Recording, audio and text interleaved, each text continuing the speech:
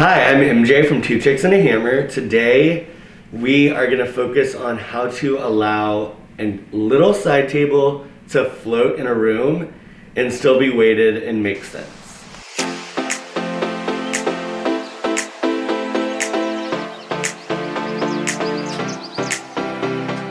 We are going to start with this really cute lightweight table. It has this like strange faux patina that I love.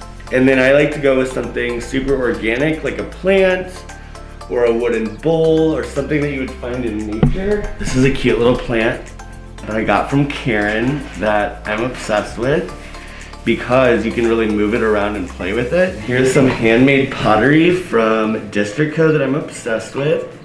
Put some Palo Santo in there.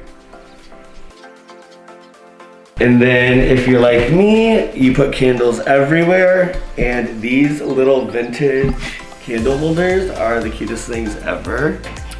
Then you light said candles. Voila! Oop. And now your table is weighted, but still floating, and super cute.